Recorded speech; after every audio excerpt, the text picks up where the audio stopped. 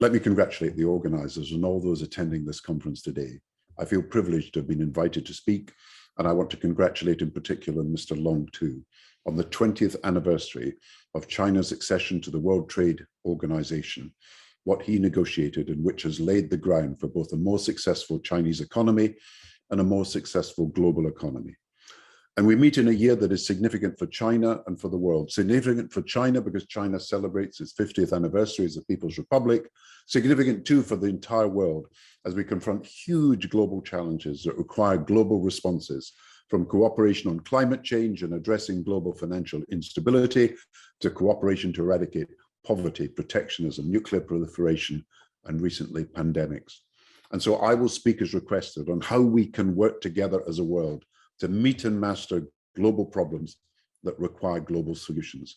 And I will suggest to this conference that we need to think boldly and imaginatively about our collective future together. I'll argue that politicians who try to build the present in the image of the past will miss out on the huge promise of the future. So in everything I say, my eyes are fixed on a better future for all. And let me say, I recognize and acknowledge at this time the achievement of China, which has over the last half century moved from low-income country to middle-income country and is now on course to be a high-income country. For 4 decades, you've been achieving continuously high growth rates that are unparalleled in the history of the world economy. I was a finance minister for 10 years, but with growth never below 4% in China and often above 10%, your growth rates have become the envy of Western finance ministers who have for many years have had to report either recessions or growth rates as low as 1 or 2%. While you now look to the post-pandemic world to a pathway of sustainable growth, judged over the cycle rather than over 1 year, growth remains in China historically high, and compared with other countries, more important too, China has taken 700 million men and women and children out of poverty. Again, that's achievement over 4 decades. It's unparalleled in human history, and so the numbers on absolute poverty have come down dramatically and continue to do so. And I speak also as UN Special Envoy on Global Education. For over these decades, you've moved education from being a promise that guaranteed only a fraction of children completed primary and secondary education to one where more than 90% have that. And that is one of the reasons that you have another achievement to your name, because China's middle class, which is 500 million today, is rising fast to 1 billion people by 2030. The global middle class, as a result, is now expanding at a faster rate than ever. Now, I visited China many times over the years, including to the Olympics held in China so successfully in 2008. And I've met your presidents and prime ministers on a regular basis. I was part as prime minister also of a UK-China dialogue in human rights, and I hope that this can continue. I note that also the whole of Asia is changing as the world's center of economic gravity shifts. Already 60% of the world's population lives on the Asian continent. The size of the Asian middle class, including China and of course India, is expected to reach nearly 2.3 billion, or 65% of the world's total by 2030. So we meet as also the West is changing too. Governments rejecting the free-for-all neoliberalism of the past, and during the response to the pandemic, having become not only the lenders of last resort, but the insurers of last resort, and to a large extent, providers and employers of last resort. And in the plans for economic recovery, many are like you, reframing the social contract. And there's a change in the relationship between markets and state and between individuals and their communities. And no longer do we find politicians in Europe saying you can't buck the market or claim that there is no such thing as society. They recognize that markets must be underpinned by morals. So how do we find better ways in this new environment for each of us to live and work together? 50 years ago, an American president, President Kennedy, said that America must now complement its declaration of independence with a declaration of interdependence that reached out to the whole world. And in this generation, we have been influenced by the words of your own president, that we must build a community of interest. We must, he said, build a world in which there is between countries an accumulation of converging interests, creating a solid foundation of common interests on which we can build communities of common interests. And so on the basis of evolving global politics and economic dynamics, it would make sense to forgo overzealous defenses of narrow national self-interest at the expense of a wider view of how national self-interest on an enlightened basis and global interests can move forward in harmony. And our aim should be as One Chinese philosopher has said, to transcend the differences in ideology and social systems and discard the parochial attitude of closing the door to others. And I welcome, as a signal of this desire to work together, that despite many differences on individual policy issues, we saw in the last few days at the Glasgow COP26 climate change conference, America and China signing a joint statement to work together to promote a global response to climate change. And I commend those countries, China and America, the two leading carbon emitters in the world, responsible actually for half the world's carbon emissions, for taking this lead in saying the world must continue to come together to combat climate change. And this must be the basis for joint working between the countries of the world on all issues of importance. When I met President Xi on his last visit to London, he told me that China was determined to avoid two traps. The middle income trap that too many countries, particularly in Latin America and Asia, have fallen into, which prevented them becoming high income countries and thus prevented the wider diffusion of global prosperity. But he also wanted to prevent what he called the Thucydides trap, the danger of a rising power not only threatening the established power, but also ending up in conflict with it. So surely we know the way forward is not the Washington Consensus, nor is it nationalism, nor is it a future of one world, two systems. The way forward is responsible cooperation, building a society of states. So I want to discuss items in an agenda of cooperation, identifying areas where there are common interests, and whereby intensifying collaboration, we can manage areas of competition and even potential conflict. Let us remember that we share the same interest in expanding mutual commerce between our economies. On intellectual property, we share the same interest in strong rules to protect innovation.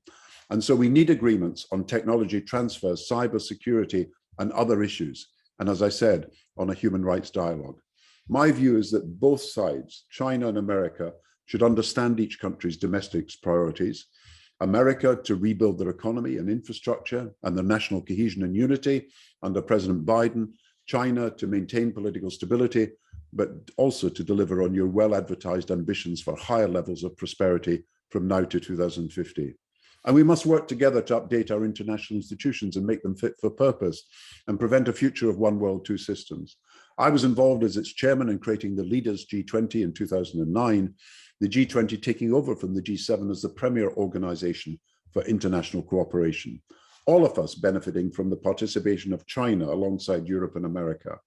And I want to stress how important it is to make the G20 work as an instrument of economic cooperation as the presidency of the G20 moves from Europe and Italy to Asia under the coming presidency of Indonesia. China has recently created the Asian Infrastructure Bank, the BRIC Bank, and of course the Silk Road and Belt Fund. And while it may join the new TTP trade bloc, the RCEP now covers 1/3 of the world economy, and it sits alongside the Shanghai Economic Initiative.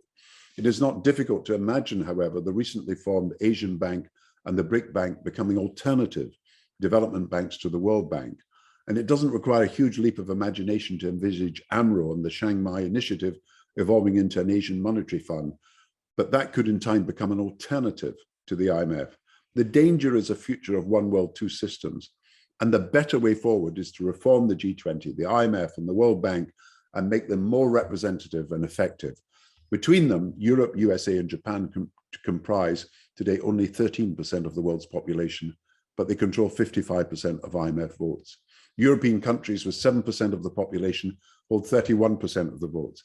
On the other hand, the BRIC countries with 43% of the world's population have just 11% of the voting power. With 19% of the global population, China has only around 4% of votes. And a rising country like Indonesia has less than 1% of the votes, but Saudi, with 1/10 of Indonesia's population, has twice Indonesia's share. If, as I believe, we all want to do, to expand the activities of the IMF to include wider global surveillance, a global safety net, and a global financial early warning system, we need to change the balance at the IMF. And of course, we need to look at how the World Bank can do better too. So rather than retreat into our own silos, I believe a consensus can be built around more fundamental reforms, not just of the IMF and the World Bank, of the United Nations. China's 2019 UN reform paper pushes for practical changes that few could disagree with, a more transparent process, a stronger peace and security pillar, streamlined internal management. Already the biggest contributor to peacekeeping of the Permanent Five on the Security Council, China is rightly pushing for more geographical diversity in the hiring practices of UN peacekeeping force and more explicit, feasible and focused mandates tailored to the particular requirements of specific missions. Your proposal of 2015 to create a permanent 8,000 member standby force has not yet found support, but it is something that needs to be considered. I, like many, favor a more representative and reformed Security Council, not only the expansion of its membership, but also a reappraisal of the veto. The United Nations would also become, in my view, a stronger force if we took action to prevent nuclear proliferation and reducing all weapons of mass destruction. We need to promote a global digital highway by promoting interoperability and common rules for both digital software and hardware in fields like machine learning and 5G. And at the same time as we face new issues like the management of digital trade, cross-border data flows and services like innovation, the World Trade Organization to be complemented by, not replaced by, regional associations. And we should find a way that the Paris Club and non-Paris Club creditors work together on debt relief, and for all countries offering international aid to work together, perhaps through an expanded development assisted committee, both Asia and the West working together to support the development of Africa. And I conclude here. What we can achieve when we work together is something really important. We eradicated smallpox together. We brought HIV/AIDS under control together. Polio is on the way out because of what we've done together. The ozone layer was addressed by common action together. Debt relief was provided to Africa because of when we worked together, we made a difference. The G20 cooperation of 2009, in which China was directly involved, was a landmark in cooperation. The Paris Treaty on Climate Change of 2015. All of these things give us hope, and we need hope. It is said you can survive for 40 days without food, 8 days without water, 8 minutes without air, but not for a second without hope. Sending out a message that we will now work together to agree global solutions to global problems is what can give most people in every part of the world what we need most of all, hope for the future. Thank you.